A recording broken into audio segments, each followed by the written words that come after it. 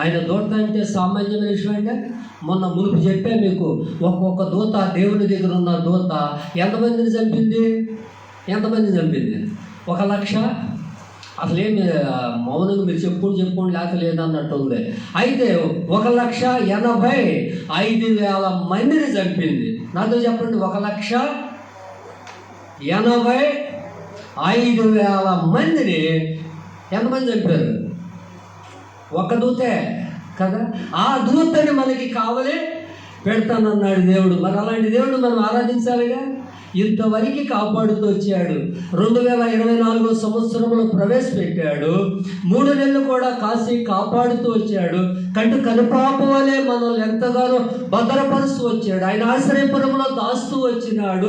ఆయన ఎంతగానో మనల్ని సంరక్షిస్తూ వచ్చినాడు. అలాంటి దేవుణ్ణి మనము ఆరాధించుకొని ఎలా ఉంటాం చెప్పండి? ఆయన రుణం ఎలా తీర్చుకుంటాం చెప్పండి? ఆరాధన ద్వారే ఆయనకు రుణం తీర్చుకోగలుగుతాం. అందుకని ఆయనకి కృతజ్ఞతాస్తుతులు చెల్లించాలి. 3వ మాట ఏమన్నాడు? ఆయన కృప నిత్యము మన మీద ఉంటుందట. ఎలాంటి పరిస్థితులన్నా, ఎలాంటి స్థితులు ఉన్నా కానీ వెంటనే ప్రభువా అనగానే మన మీద ఏం చేస్తుంది? ఆయన కృపని ఇచ్చే దేవుడిగా ఉంటున్నాడు. అందుకోసం ప్రభువుని మనం ఏం చేయాలా? ఆరాధించాలా. అయితే ఎవరు ఒక వ్యక్తిని మీ ముందు ఉంచుతారు బైబిల్లో? ఎవరు దేవుని యొక్క దయని పొందాడు?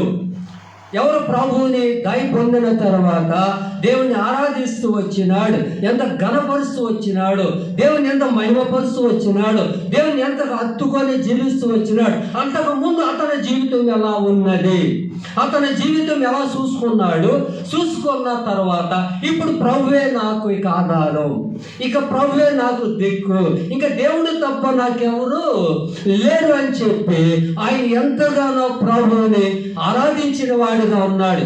బైబిల్లో నుంచి ఒక వ్యక్తిని చూద్దాం. ఆ వ్యక్తి చరిత్ర చూసిన తర్వాత మనకు సమయం ఉంటే ఇంకా ముందుకు వెళదాం, సమయం లేకపోతే దేవుణ్ణి ఆరాధిద్దాం. ఓకేనా? సిద్ధముగా ఉన్నారు. చూడండి ఇప్పుడు బైబిల్ గ్రంథాన్ని. ఇప్పుడు చూడండి మార్కు సువార్త మనకు తెలిసిన యొక్క వ్యక్తే, మనకి పరిచయమైన వ్యక్తే. అతను ఎట్లా ప్రభువుని ఆరాధించాడు, మొదట అతని జీవితం ఎలా ఉంది, ఆయన జీవితాన్ని బాగు చేసిన వాళ్ళు ఎవరన్నా ఉన్నారా, అతని జీవితాన్ని కట్టిన వాళ్ళు ఎవరన్నా ఉన్నారా, అతని జీవితాన్ని అద్భుతంగా మార్చిన వాళ్ళు ఎవరన్నా ఉన్నారంటే ఎవరో కూడా లేరు. ఆయన కూడా బాగున్నప్పుడు ఎంతగానో ప్రయత్నం చేస్తుంటాడు. రకరకాల సిన్నులేశాడు, రకరకాల పనులు చేశాడు, దేవుడికి ఇష్టం లేనివి. నిద్ర వస్తే మాత్రం మంచినీళ్ళు తాగండి, నిద్ర కనుక రాకపోతే మాత్రం తింటా ఉండండి. అయితే ఆ వ్యక్తిని చూద్దాం, ఆ వ్యక్తిని జ్ఞాపం చేసుకొని దేవుని ఎట్లా ఆరాధించాడు, మనం కూడా దేవుని అట్లా కొంతసేపు ఆరాధిద్దాం. చూడండి మార్కు సువార్త 5వ అధ్యాయం 1 నుంచి 5 వచనాలు. మార్కు సువార్త 5వ అధ్యాయము 1 నుంచి 5 వచనాలు చదవండి. సముద్రం ముందు అద్దరున్న గెరాసేనుల దేశమునకు వచ్చిరి.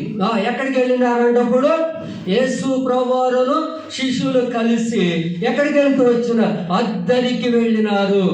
ఆ ప్రాంతం పేరేంటమ్మా? మన నూతుపాడు గ్రామం లాగా దానికి కూడా పేరుంది. ఆ ఊరి పేరు ఏంటంట? గెరాసేను. అంటే అప్పుడు అక్కడికి వెళ్ళినారు. ఎందుకు అక్కడికి వెళ్ళవలసి వచ్చింది అని అర్థమవుతుంది కదా.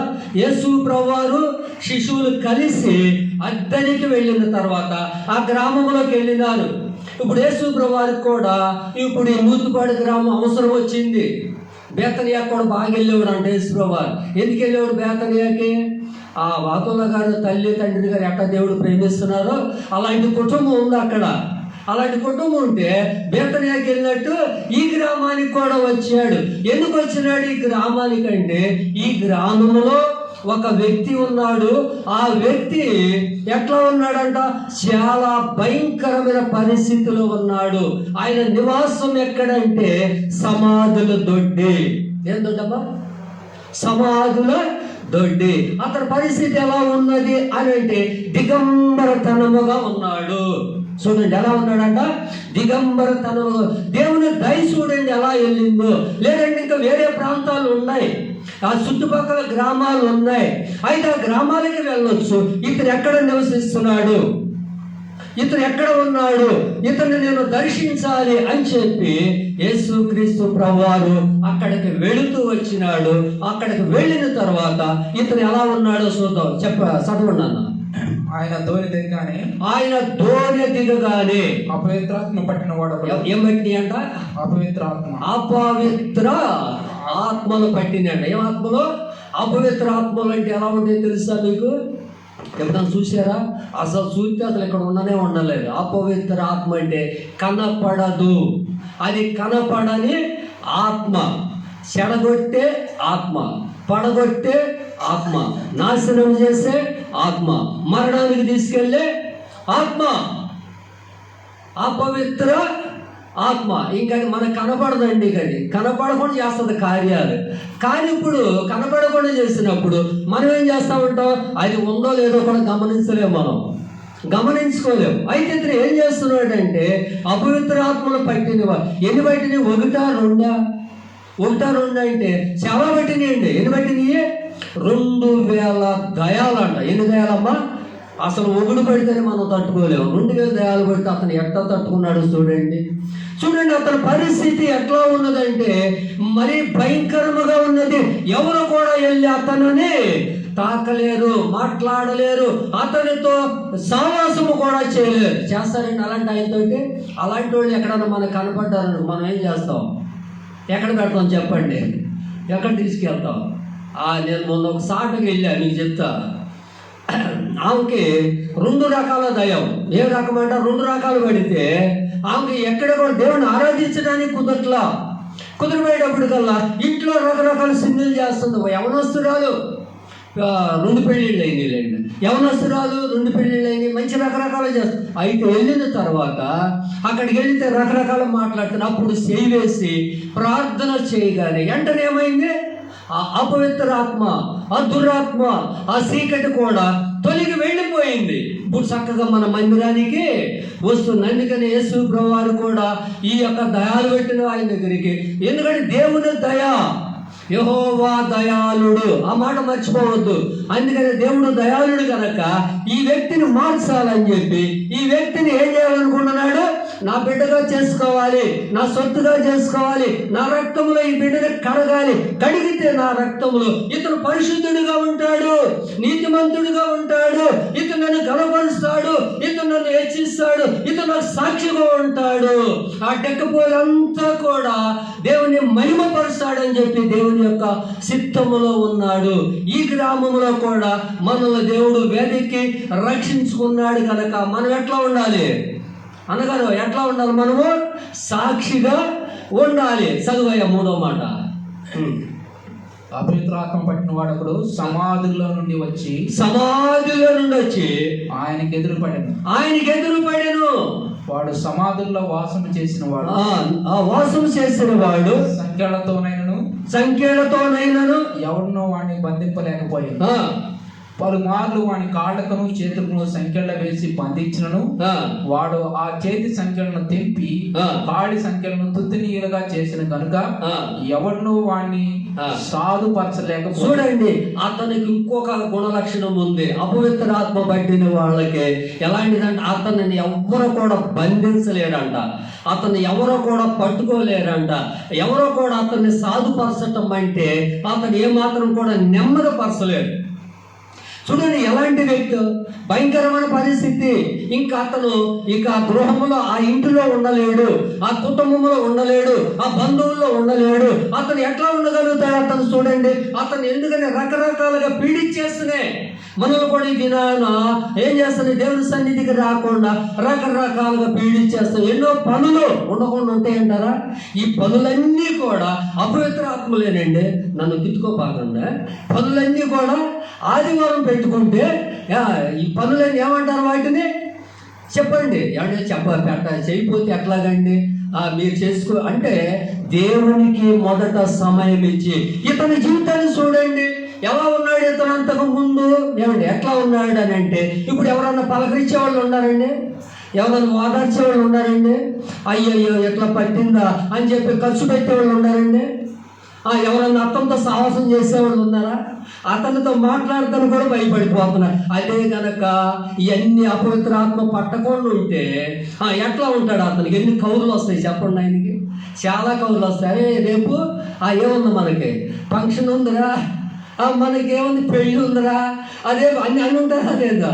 చెప్పండి ఒకసారి. నాకు కూడా ఇట్లాగే వచ్చే దేవుని రెక్క మురుపు దేహాలు ఉన్నారు కదా, తెగ వచ్చే రోజుకు 2-3 వచ్చే కౌర్లు. ఈ కౌర్లన్నీ కూడా వెళ్తానే ఉండేవాడిని. ఈ డబ్బులు చూస్తే ఉండటానికి ఉండేవి కాదు. తర్వాత రాను రాను నాది దిగంబరతనం అయిపోయిన తర్వాత, అన్నీ కోల్పోయిన తర్వాత, అన్నీ కూడా పతనం అయిపోయిన తర్వాత, నా స్థితి అంతా కూడా తారుమారు అయిపోయిన తర్వాత ఒక్కడుంటే అడగండి మీరేగా, అయ్యా అని అన్నాం అనుకో, ఎరా బాబు అని అంటే ఇప్పుడు ఖాళీ లేదు, తర్వాత చూద్దాంలే. ఇప్పుడు చూసారు ఎంత తేడా వచ్చింది. ఇప్పుడు ఇతని పరిస్థితి కూడా అలాగే ఉంది. అవునంటారా కాదండి? నేను తప్పు చెప్తున్నానా? చెప్పండి, ఎలా ఉంది ఇతనికి? ఇప్పుడు ఇతని యొక్క నివాసము, ఇతను ఎక్కడ జీవిస్తున్నాడు, ఇప్పుడు ఎక్కడ పడుకుంటున్నాడు, ఎక్కడ ఉండేదంతా ప్రదేశంలో తిరుగుతున్నాడు అంటే ఏ దొడ్లో ఉన్నాడంట? శ్మశానములో. చూడండి ఎలాంటి పరిస్థితి వచ్చేసిందో చూడండి. ఏమి దిక్కుదోసదండి అక్కడ. తన ఇష్టానుసారముగా జీవిస్తాడు, తన ఇష్టానుసారముగా ఇచ్చేస్తూ ఉంటాడు. ఎవరండి ప్రేమించేది అట్లాంటి వ్యక్తిని? ఎవరన్నా ప్రేమిస్తారా చెప్పండి? మనం ప్రేమిస్తామా చెప్పండి? అతని దగ్గరికి వెళ్ళగలుగుతాం? మనం భయమేస్తుంది. ఆ భయానికే మనం అతని దగ్గరికి వెళ్ళాలి. చూడండి, యేసు ప్రభువు దయాళుడు, దయగలిగిన వాడు. అందుకనే మనల్ని ఈ దినము సజీవ లెక్కలో ఉంచి ఆయన యొక్క మందిర ఆభరణములో ఆయన పాదాల దగ్గర చేరి రావటానికి దేవుడు మనకి ఎంతో కృప చూపిస్తూ వచ్చినాడు, ఆయన దయ చూపిస్తూ వచ్చినాడు. అలాంటి యొక్క దేవుణ్ణి మనం ఆరాధించకుండా ఉండగలుగుతామా? ఉండలేము. చూడండి కథల్లో ఉన్న గుణ లక్షణాలు చదువు. వాడు ఎల్లప్పుడూ రాత్రి మగళ్ళు సమాధుల్లోను కొండల్లోను కేకలు వేయిచు తన్ను తాను రాళ్లతో గాయపరుచుకుంటున్నాడంట. ఎట్లా? తన్ను తానిక ఆ మైండ్ సల్లెడు. ఎంత ఆపదలో ఉన్నాడో చూడండి. లోకము దేశించింది, లోకస్తులు దేశించారు. ఎవరు కూడా, బంధువులు కూడా అతన్ని ప్రేమించిన వాళ్ళే అతను నివసిస్తుంది. ఆయన ఉన్నది ఇప్పుడు ఎక్కడ ఉన్నాడు? ఇప్పుడు సమాధుల దొడ్డులో ఉన్నాడు. లోకమే నిన్ను దేశించిన, లోకులు నిన్ను దూషించిన, లోకమే నిన్ను దేశించిన, లోకులు నిన్ను నిందించిన, లోకరక్షకుడు నాకుండగా,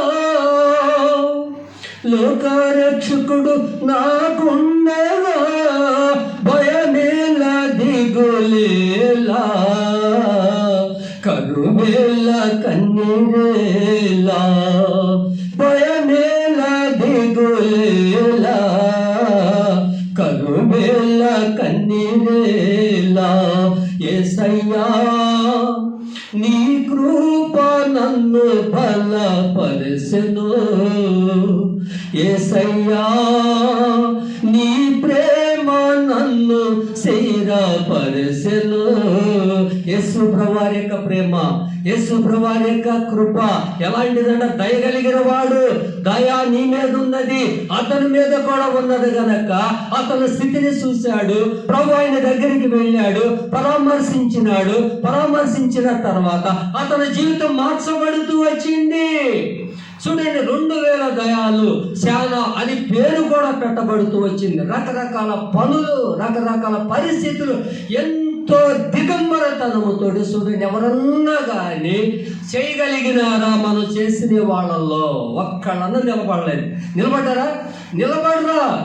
అంతే. వాళ్ళు ఏడుస్తుంటే చూస్తారండి ప్రజలు, చుట్టాలు, బంధువులు.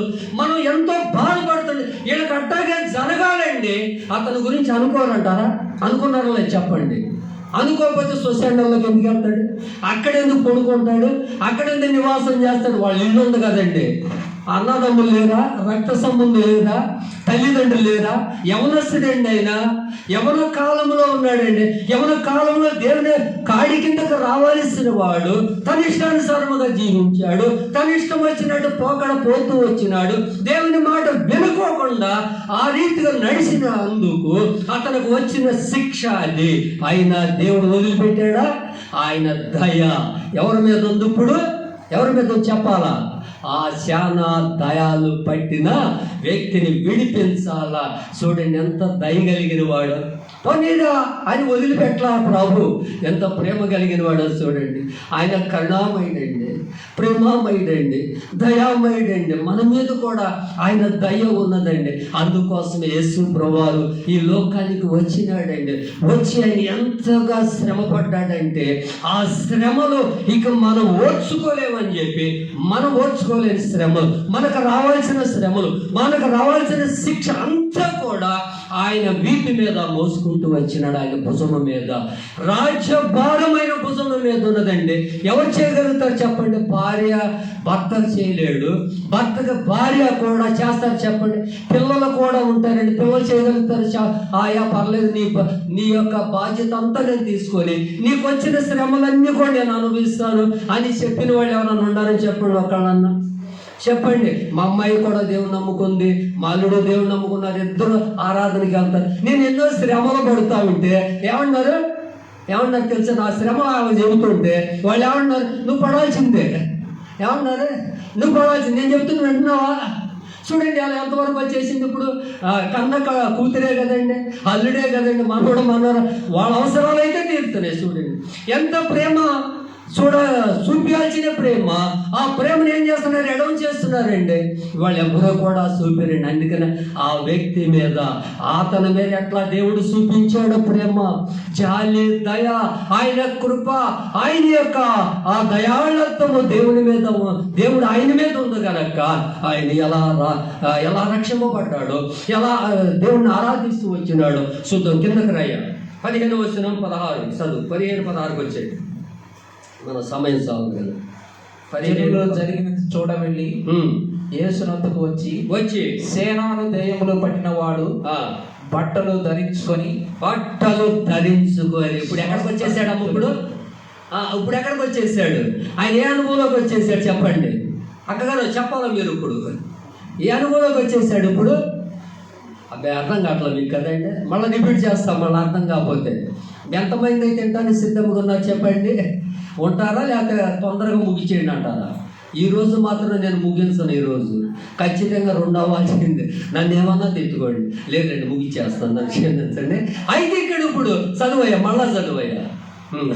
చాలా బాగుంది. జరిగింది చూడవెళ్ళి యేసునొద్దకు వచ్చి సేనాను దయ్యములు పట్టిన అనే దయ్యములు పట్టిన వ్యక్తి బట్టలు ధరించుకున్నాడు. ఇప్పుడు రక్షణ అనే వస్త్రము ధరింపజేస్తూ వచ్చినాడు ప్రభు. ధరించుకో చదువయ్యా. స్వస్థ చిత్తుడై ఏమైపోయినాడంట? స్వస్థ చిత్తుడైపోతూ వచ్చినాడు. ఆపదలే నన్ను ఆవరించగా, ఆవేదనలే నన్ను కృంగదీయగా, ఆపదలే నన్ను ఆవరించగా, ఆవేదనలే నన్ను కృంగదీయగా, ఆపద్బాంధవుడు నాకుండగా, ఆపద్బాంధవుడు నాకుండగా, భయమేలా దిగులేలా, కరువేలా కన్నీరేలా, భయమేలా దిగులేలా, కరువేలా కన్నీరేలా. యేసయ్యా నీ కృప నన్ను బలపరచెను, యేసయ్యా నీ ప్రేమ నన్ను స్థిరపరచెను. ఇలాంటి పాట పాడి దేవుని ఇప్పుడు మహిమపరుస్తూ వచ్చినాడు, దేవుని ఆరాధించడానికి వచ్చినాడు. ఎలాంటి పరిస్థితిని మార్చిన దేవా, నీకెలా నేను కృతజ్ఞత చెల్లించగలుగుతాను ప్రభువా? ఎంత ఇచ్చినా నా రుణం అట్లా ఉండవలసిందే, నా రుణము అట్లా ఉండవలసిందే. నువ్వు నా కొరకు చేసిన ఆ శిలువ యాగాన్ని నేను జ్ఞాపం చేసుకున్నా ఈ దినం ఉదయకాల సమయంలో. ప్రభా నిన్ను ఆరాధించకుండా ఉండలేను అని చెప్పి ప్రభు పాదాల దగ్గరికి వచ్చిన ఆయన జీవితం మార్చబడుతూ వచ్చింది. ఆయన జీవితం అమూలంగా దేవుడు చేస్తూ వచ్చినాడు. ఆయన జీవితాన్ని ప్రభువుగా అప్పగిస్తూ వచ్చినాడు. చూడండి, ప్రభుని ఆరాధించుకొని వెళ్దాం మనము. అతను ఇప్పుడు ఎట్లా ఆరాధిస్తాడు? 17-18 వచ్చిన 17-18 తమ ప్రాంతములను విడిచిపోమని వారు ఆయన్ను బతిమాలుకుని సాగిరి. ఆయన ధోని ఎక్కినప్పుడు దయ్యముల పట్టిన వాడు ఆయన యొద్దకు వచ్చి తన్నుండమని ఆయన్ను బతిమాలుకునేది కానీ ఆయన వానికి సెలవీక నీవు నీ ఇంటి వారి యొద్దకు వెళ్ళి ప్రభువు నీ యందు కనికరపడి నీకు చేసిన కార్యములన్నింటినీ వారికి తెలియచెప్పమని వాడు వెళ్ళి యేసు తనకు చేసినవన్నీ తెగపొలిలో ప్రకటింపనారంభింపగా అందరూ ఆశ్చర్యపడ్డారు. చాలండి, ఎంత ఆశ్చర్యపడ్డారు చూడండి. తెక్కపొలి అంతా కూడా, గ్రామం అంతా కూడా యేసు ప్రభు నా కోసం చేసిన ఆ యాగము, శిలువ యాగం సామాన్యమైనది కాదు. ఆయన కాచిన అమూల్యమైన రక్తం, ఆ రక్తంలో ఏ పాపము లేదు. నిర్దోషమైన రక్తము, నిష్కళంకమైన రక్తము నా కొరకు సిందించినాడు. ఆయన యొక్క రక్తము నా పాపాలన్నీ కడిగి ఇప్పుడు నన్ను ఎలా చేసినాడు? పరిశుద్ధుడుగా, నీతిమంతుడుగా, యథార్థపరుడుగా, దేవుని ఆరాధించి ఆరాధకుడిగా చేస్తున్నాడు. ఆయన రక్షణ నాకు ఇచ్చాడు. ఎంత గొప్ప భాగ్యం ఇచ్చినాడు. ఇప్పుడు ఆ ఉండయ్యా, ఉండు ప్రభువా అని చెప్పి ప్రతిమలాడుతున్నాడు ప్రభుని. మనం ఎప్పుడన్నా అడిగాం ప్రభుని ఉండమని? ఏమండి, అసలు ఉండటానికే మనం ఇష్టపడడం. ప్రభుని ఉండమని ఏమడుగుతాం చెప్పండి? ఆ వ్యక్తి అడిగాడా? ఒక్క పావు గంట కానీ 10 నిమిషాలు కానీ లేట్ అయిందంటే ఏడు చూస్తాం మనము. ఆ కిందంగా విధంగా మనము చూసేవాళ్ళం. త్వరగా వెళ్ళిపోవాలి, త్వరగా మనం ఏదో రకంగా చేయాలి అని అనుకుంటాం. కానీ ఇతను ఏం చేస్తూ వచ్చినాడు? ప్రభు కోసము ఉండటానికి ఇష్టపడ్డాడు. ప్రభువుని కోరుకుంటున్నాడు. నీవు ఉండాలి ఇక్కడ, నీ పాదాల దగ్గర నేను ప్రార్థన చేస్తా, నీ పాదాల దగ్గర నిన్ను ఆరాధిస్తాను ప్రభువా అని చెప్పి దేవుడు ఏం చేస్తున్నాడు? ఎంతగానో బ్రతిమలాడుతున్నాడు. ప్రభు యొక్క ఏం చేయాలి? ఇటేనండి అమ్మ, మీరు ఇటేనండి. ప్రభువుని కోరుకునేవాడిగా ఉన్నాడు. మనల్ని కూడా ప్రభు కోరుకున్నాడు. ఈ సమయంలో ఏం కోరుకుంటున్నాడు ఆయన? దేవుడు ఆత్మ గనక ఆయనని ఆరాధించేవారు ఆత్మతోనూ సత్యముతోనూ యథార్థముగా ఆరాధించాలని చెప్పి ప్రభు కోరుకొని వెతికి మనల్ని ఏం చేస్తున్నాడు? రక్షించుకున్నాడు. నశించిన దానిని వెతికి రక్షించుటానికై మనిషి కుమారుడు ఈ లోకమునకు వచ్చిన దేవుడు. ఆ వాక్యము నమ్మదగినది, పూర్ణ అంగీకారానికి యోగ్యమై ఉన్నది. ఇప్పుడు ఇతని వ్యక్తి తన గురించి ఇంకా వివరించటానికి మనకు సమయం లేదు కనుక ఇంతకు ముందు అతని జీవితం అంతా కూడా ప్రభువుకి అలడపరుస్తున్నాడు, ప్రభు దగ్గర ఒప్పుకుంటున్నాడు, ప్రభువుని ఇప్పుడు గణపరుస్తున్నాడు. ఇప్పుడు ప్రభు ఇప్పుడు ఆయన ద్వారా మహిమపరచబడు. యెహోవా దయాళుడు. ఎవరంటే దేవుడు యెహోవా దయాళుడు. ఆయన కృప నిరంతరం ఉంటుంది. మూడో మాట అంటే ఇప్పుడు కృతజ్ఞతాస్తుతులు చెల్లిస్తూ వచ్చినాడు అన్నమాట. క్రైస్తవ జీవితం సౌభాగ్య జీవితం, ప్రభు పిల్లలకు ఎంతో ఆనందం. క్రైస్తవ జీవితం సౌభాగ్య జీవితం, ప్రభు పిల్లలకు ఎంతో ఆనందం. కష్టములు వచ్చినా నష్టములు వచ్చిన పాడండమ్మా, పాడండి. కష్టములు వచ్చినా నష్టములు వచ్చినా. మీ వాయిస్ వినపడుతుంది, నాదే వినపడుతుంది, అన్నగారి వినపడుతుంది. పాడండి. ఆ కష్టములు వచ్చినా, అక్కగారు మీరు పాడండి. ఆ కష్టములు వచ్చినా నష్టములు వచ్చినా, యేసు ప్రభువే నా సహకారి, యేసు ప్రభువే నా సహకారి. అట్లా దేవుణ్ణి మహిమపరుస్తాం. కష్టాలు వస్తాయి, నిందలు వస్తాయి, అవమానాలు వస్తాయి. దేవుని తెలుసుకున్న తర్వాత కొన్ని బంధకాలు వస్తాయి. కొంతమంది బంధిస్తారు, వెళ్ళటానికి వెళ్ళలేదంటారు. అయినా కానీ ప్రభువుని ఆరాధించటానికి మనం ఆగటానికి వెళ్ళు లేదు. వచ్చేయాలా? ఈ యొక్క బేతేల్లోకి వస్తేనంట దేవుడు సంతోషిస్తాడంట. ఆరాధిస్తుంటే ఆయన ఎంతో మనల్ని బట్టి ఆనందించే దేవుడుగా ఉన్నాడు. మరి దేవుడు సంతోష పెట్టొద్దా? మనకు సంతోషం వచ్చింది, సమాధానం వచ్చింది, చక్కని దేవుని రాజ్యము దొరికింది, మనకి దేవుడు దొరికాడు, ప్రభు మనకి పాప క్షమాపణ ఇచ్చాడు. అందుకోసము ప్రభుని ఏం చేశాడు అతను, ఆ వ్యక్తి ప్రభువుని ఏం చేశాడు, ఆ వ్యక్తి దేవుణ్ణి మహిమపరిచాడా లేదా?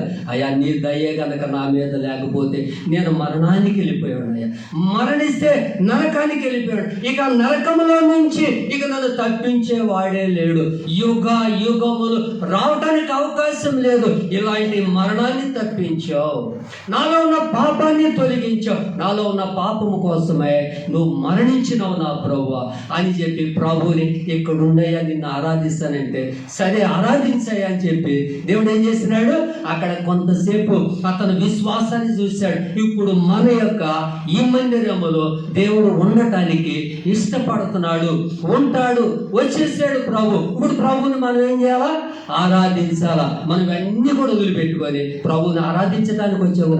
ఆ వ్యక్తి ప్రభుని ఎట్లా ఆరాధించాడు చెప్పండి, నువ్వు దయాళుడు అయ్యా, నీ కృప నా మీద ఉన్నదయ్యా, నీకు అందుకని కృతజ్ఞతాస్తుతులు చెల్లిస్తున్నా. ఎవరు పలుకుతారంట ఆ మాట అంటే, మూడో మాట ఏమన్నా ఉన్నది, ఎవరైతే దేవుడు వెతికి రక్షించాడో వారు మాత్రమే పలుకుతారంట ఆ మాట.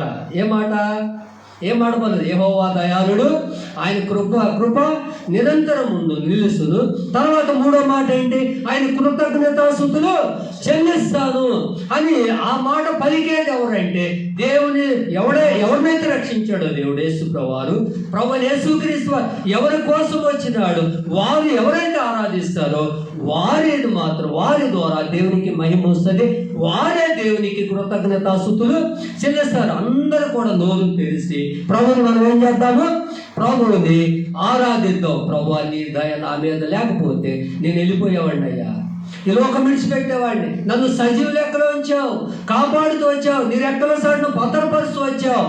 డెక్కపూలులో ఉన్న అగ్రహార ప్రాంతంలో ఉన్న ఆ వ్యక్తిని రక్షించడానికి నువ్వు లోకానికి వచ్చావు నా కోసం ప్రభువా, వచ్చి నా కోసం రక్తమును సిందించి ప్రాణములు పెట్టి సమాధి చేయబడి 3వ దినములు లేసినావయ్యా, అందుకోసం నేను స్తుతించకుండా ఆరాధించకుండా ఎలా ఉండగలుగుతానని చెప్పి ప్రభుని కొంతసేపు ప్రభుని ఆరాధిద్దాం, దేవుని మహిమపరుస్తాం. మన ద్వారా దేవుడు ఎంతగానో ఆయన సంతోషించే దేవుడుగా ఉంటాడు. అందుకని మనల్ని కోరి వెతికి రక్షించుకున్నాడు అన్నమాట. మనం అట్లా దేవుని ఆరాధిద్దాం కొంతసేపు. దేవుని వాక్యాన్ని దీవించి ఆశీర్వదించుగాక.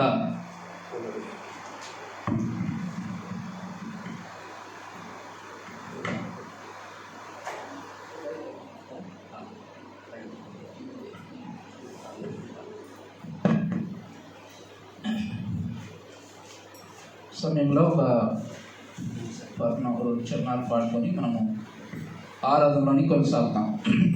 పాట సంఖ్య 154. పావనుడా మా ప్రభువా నీ రక్షణకై స్తోత్రం. పావనుడా మా ప్రభువా నీ రక్షణకై స్తోత్రములు, నీ రక్షణకై స్తోత్రములు. అపవిత్రమగు పెదవులతో కపటముగా జీవించితిని, అపవిత్రమగు పెదవులతో కపటముగా జీవించితిని. అపరాధి నోటిని తెరచి స్తుతి గీతము నొసగిన ప్రభువా, అపరాధి నోటిని తెరచి స్తుతి గీతము నొసగిన ప్రభువా. పావనుడా మా ప్రభువా నీ రక్షణకై స్తోత్రములు, నీ రక్షణకై స్తోత్రములు. నీ క్రయధనమధికము ఎంతో, నా కర్త నిన్ను ప్రణుతింతు. నీ క్రయధనమధికము ఎంతో, నా కర్త నిన్ను ప్రణుతింతు. నా కందరి కంటే గనుడా ఓ కల్వరి నాదాయేసు నాకందరి కంటే గనుడా ఓ కల్వరి నాదాయేసు పావనుడా మా ప్రభువా నీరాజనకై స్తోత్రములు నీరాజనకై స్తోత్రములు. దయచేసి ప్రభుని ఆరాధించండి.